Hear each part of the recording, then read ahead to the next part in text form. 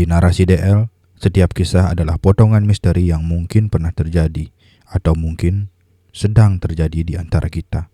Jadi sebelum cerita ini dimulai, pastikan kalian berada di tempat yang nyaman karena kisah malam ini mungkin akan membuat kalian melihat malam dengan cara yang berbeda. Malam itu hujan turun sangat deras. Angin berhembus kencang, membuat daun-daun di halaman rumah bergesekan satu sama lain seperti suara bisikan yang samar. Sesekali kilat menyambar langit, menerangi pepohonan yang bergoyang liar di tengah gelapnya malam. Di dalam sebuah rumah sederhana yang berdiri agak jauh dari rumah-rumah lain, seorang wanita bernama Nara sedang terlelap dalam tidurnya. Jam dinding di ruang tamu menunjukkan pukul 2 lewat sedikit ketika tiba-tiba sebuah suara memecah kesunyian malam. Tok, tok, tok, suara ketukan terdengar dari pintu depan. Awalnya Nara mengira itu hanya suara ranting pohon yang terbawa angin dan menghantam pintu. Namun beberapa detik kemudian, suara itu terdengar lagi. Ketukan yang sama dengan ritme yang teratur seperti seseorang benar-benar berdiri di luar rumah dan memanggilnya. Nara perlahan membuka matanya. Ia duduk di tempat tidur dengan perasaan bingung. Jantungnya mulai berdetak lebih cepat ketika ketukan itu kembali terdengar. Tok, tok, tok. Kali ini lebih jelas. Ia menatap pintu kamar dengan perasaan tidak tenang. Rumah itu biasanya sangat sunyi di malam hari. Tidak ada orang yang datang, apalagi pada jam sedini ini. Dengan langkah ragu, Nara turun dari tempat tidur dan berjalan keluar kamar. Lampu di lorong masih menyala redup, menerangi dinding rumah yang lembab karena udara malam yang dingin. Ketika ia sampai di ruang tamu, ketukan itu kembali terdengar lebih dekat, lebih jelas, tepat di balik pintu rumahnya. Tangannya mulai gemetar ketika meraih gagang pintu.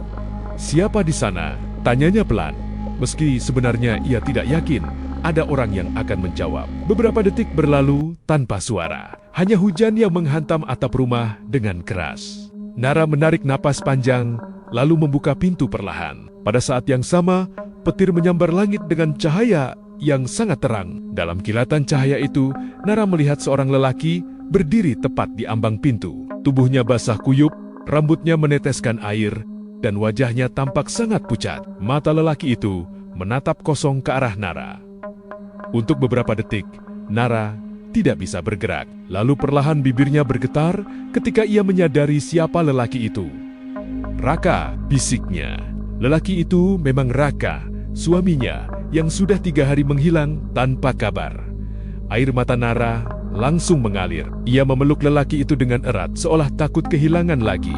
Namun dalam hitungan detik, ia merasakan sesuatu yang aneh. Tubuh Raka terasa sangat dingin. Bukan dingin seperti orang yang kehujanan, melainkan dingin seperti tubuh seseorang yang terlalu lama berada di dalam air. Nara perlahan melepaskan pelukannya dan menatap wajah suaminya dengan cemas. Dalam cahaya lampu yang redup, ia melihat sesuatu yang membuat bulu kuduknya merinding. Kulit leher Raka tampak kebiruan, dan dari ujung rambutnya menetes air yang berbau lumpur. Raka menatap Nara tanpa ekspresi, lalu berkata dengan suara berat yang terdengar aneh, seolah datang dari tempat yang jauh. "Nar, aku cuma ingin bilang satu hal."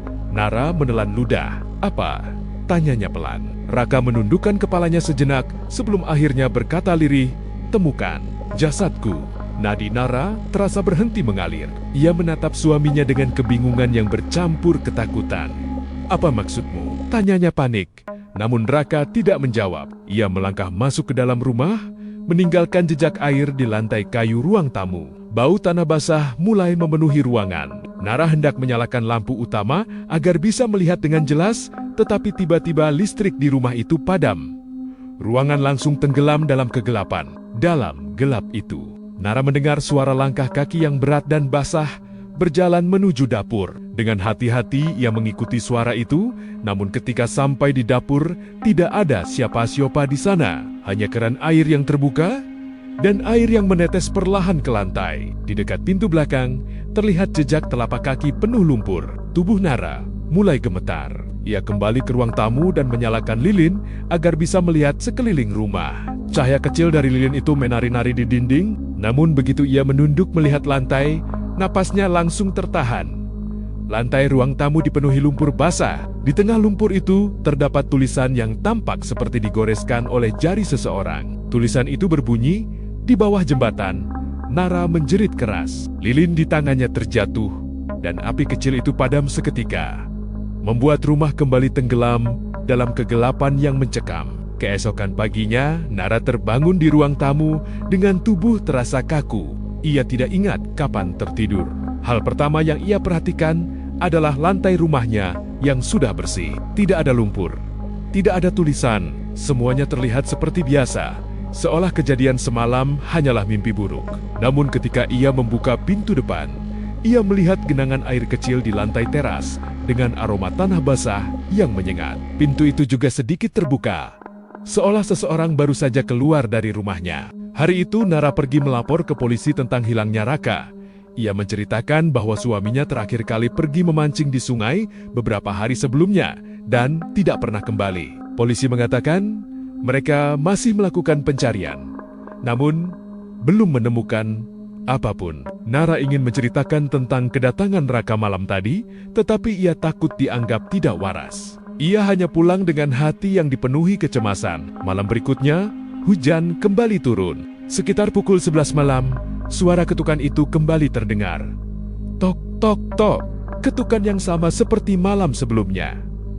Tubuh Nara langsung merinding. Ia menatap pintu dengan napas tertahan. Ketukan itu berubah menjadi suara gesekan, seperti kuku yang digoreskan ke kayu. Lalu terdengar suara pelan dari balik pintu. Nar, aku di luar. Itu suara Raka. Namun suaranya terdengar parau, seolah keluar dari tenggorokan yang penuh air. Dengan tangan gemetar, Nara membuka sedikit pintu itu. Di luar berdiri Raka, dengan tubuh penuh lumpur, kulit pucat kehijauan, dan air menetes terus dari mulutnya. Ia menatap Nara dengan mata kosong lalu berkata pelan, "Temukan aku." Di bawah jembatan, setelah itu ia berbalik dan berjalan menjauh ke tengah hujan hingga akhirnya menghilang dalam kegelapan malam. Keesokan paginya, Nara pergi ke jembatan bersama beberapa warga. Air sungai tampak keruh dan arusnya berputar perlahan. Para warga mulai menyelam untuk mencari sesuatu di dasar sungai. Sekitar 15 menit kemudian, salah satu dari mereka berteriak bahwa ia menemukan sesuatu. Yang pertama muncul hanyalah sebuah kemeja abu-abu yang langsung dikenali Nara sebagai milik Raka. Tak lama kemudian, seorang penyelam muncul lagi sambil membawa tubuh manusia yang tersangkut di akar pohon di dasar sungai. Ketika tubuh itu diangkat ke darat, Nara menjerit histeris. Itu benar-benar Raka. Tubuhnya membiru seperti orang yang tenggelam. Namun yang membuat semua orang merinding adalah tubuh itu tidak membusuk sama sekali, seolah air sungai menjaga jasadnya dari kerusakan. Sejak pemakaman itu, teror mulai menghantui hidup Nara. Air sering muncul di dalam rumah tanpa sebab. Keran terbuka sendiri, langkah kaki basah terdengar berjalan di malam hari. Bayangan Raka kadang muncul di cermin atau di sudut ruangan. Suatu malam, ketika Nara berdiri di depan cermin kamar mandi, ia melihat sosok Raka berdiri tepat di belakangnya. Bibir lelaki itu bergerak perlahan, membentuk satu kata yang membuat tubuh Nara menggigil. Dibunuh. Sejak saat itu, Nara menyadari bahwa kematian suaminya bukanlah kecelakaan. Dengan bantuan seorang lelaki tua yang memahami hal-hal gaib, ia akhirnya mengetahui bahwa Raka memang dibunuh oleh dua orang yang ingin menutup rahasia tentang emas yang tersembunyi di dasar sungai. Raka menemukannya saat memancing, dan karena itulah ia harus disingkirkan. Namun, mereka lupa satu hal. Sungai tempat mereka membunuh Raka tidak pernah benar-benar melepaskan roh orang yang mati dengan dendam. Satu persatu orang yang terlibat mulai menerima balasan yang mengerikan. Hingga akhirnya, orang yang memerintahkan semuanya juga mengalami nasib yang sama. Pada malam terakhir sebelum semuanya berakhir, roh Raka muncul kembali di hadapan Nara. Wajahnya tidak lagi menakutkan. Ia menatap Nara dengan mata yang lebih tenang. Semuanya sudah selesai, katanya pelan. Tubuhnya perlahan memudar seperti kabut yang tertiup angin. Terima kasih, sudah menemukan kebenaran. Sejak malam itu hidup Nara perlahan kembali tenang. Namun setiap kali hujan turun di malam hari, ia masih sering mendengar suara ketukan pelan di pintu rumahnya. Tok, tok, tok, kadang diikuti suara yang sangat ia kenal. Suara Raka yang lembut dan jauh. Nar, aku pulang. Anehnya setiap kali mendengar suara itu, Nara tidak lagi merasa takut. Rumah kecil itu justru terasa hangat. Sementara jauh di luar sana, sungai tetap mengalir dalam gelap di bawah cahaya bulan, menyimpan rahasia yang mungkin suatu hari nanti akan kembali menuntut kebenaran. Itulah kisah yang terjadi di kala itu, sebuah kejadian yang mungkin tidak akan pernah bisa dijelaskan sepenuhnya. Dunia ini menyimpan banyak misteri, dan sebagian di antaranya mungkin belum pernah kalian dengar. Jadi jika kalian ingin terus mendengarkan cerita seperti ini, tetaplah bersama Narasi DM, karena setiap cerita selalu menyisakan sesuatu yang belum